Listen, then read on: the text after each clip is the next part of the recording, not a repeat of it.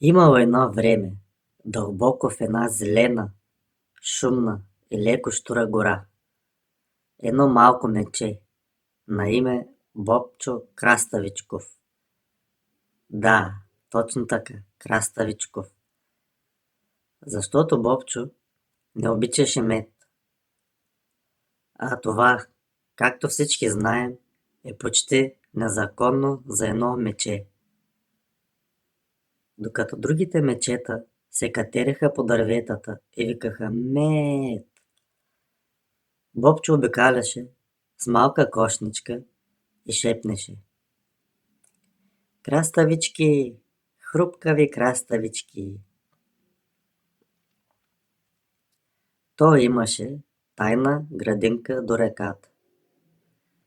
Там растяха най-зелените, най-дългите, най-хрупкавите краставици в цялата гора. Бобчо им говореше: добро утро, госпожо дълга краставицо. Здравей, господин извита краставицо. Един ден зайчето Скоклю го видя и ахна. Ти им говориш? Разбира се, отвърна Бобчо сериозно. Те са ми приятели. Тази, например, се казва Краси. Зайчето припадна от смях. Лисицата, Лиса, беше известна като главната шегаджийка на гората. Тя не можеше да понесе мисълта, че има мече, което не обича мед. Това трябва да се поправи, заяви тя. Една нощ тя открадна всичките краставици. До последната. Остави вместо тях едно огромно гърне с мед. Толкова голямо, че изглеждаше като жълт фонтан. Бобчо се събуди. Протегна се, прозя се, разроши се козината. Време е за хруп-хруп. Излезе до градинката и замръзна. Ма къде са моите зелени деца? Той коленичи, погледна небето, възкликна драматично. О, велика краставична се вселено! Тогава видя гърнето. Какво е това жълто чудо? Подуши го, лапна малко, направи странна физиономия, после още една, после още три. Това е лепкава краставица без форма. От храстите се чу смях. Изскочиха лисица, зайчето Скоклю, катерицата Туп-Туп и таралежът Бодлю. Изненада!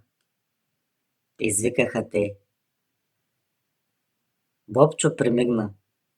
После пак. После облиза лапата си.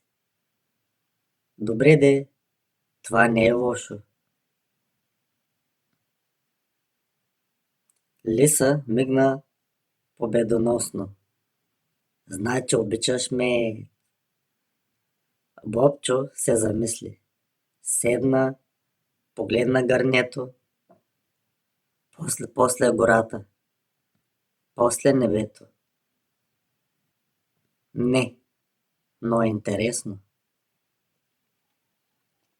На следващия ден Бобчо изчезна. Цялата гора се притесни. Да не е станал нормално момче? Оплаши се Лиса. Но след 3 дни той се върна. С количка. пълна с краставици. Огромни, малки, криви, навити като змии. Откъде ги взе? Попита Скоклю. Засадих нова супер градина с напоителна система от реката. И говорих на семената мотивиращо. Бобчо извади гърнето с мед. Наряза краставици, топна ги в мед и хрупна. Очите му светнаха. О, това е сладко хрупкаво приключение. Животните го гледаха ужасени. Лиса прошепна. Той е гений или е полудял. Скоро всички опитаха. Зайчето каза. Не е ужасно. Катерицата каза. Малко странно, но става. Таралежът и той каза. Бодливо, но вкусно. След седмица Бобчо организира първия в историята фестивал на краставицата и меда. Имаше състезание по най-бързо хрупане. Конкурс за най-крива краставица, танц, лепкава лапа и песен. Хруп, хруп, леп, леп. Сладко мече, не спи без кеп. Дори бухалът професор У каза. Това е революция.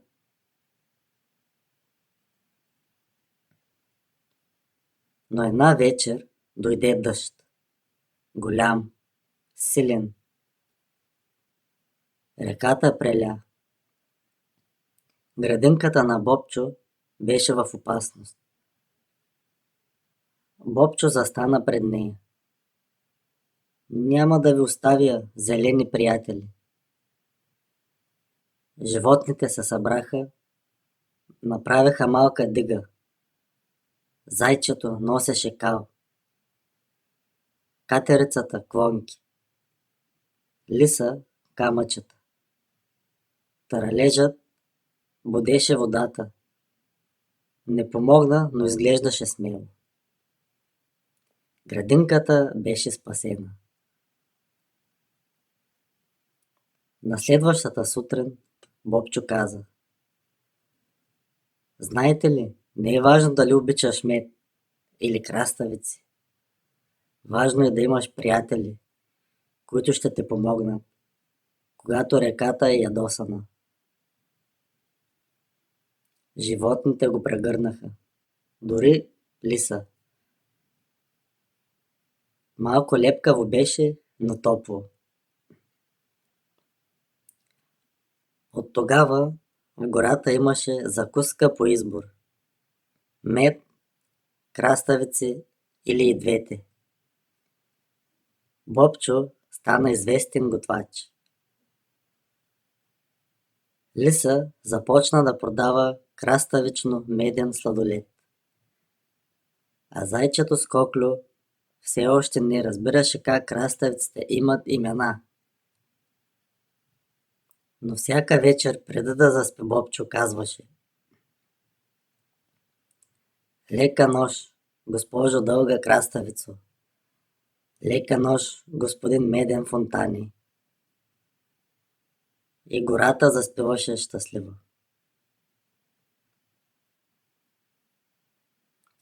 А ако някога чуеш странно хруп-хруп в гората, в тъмното, може би това е Бобчо, който открива нова рецепта.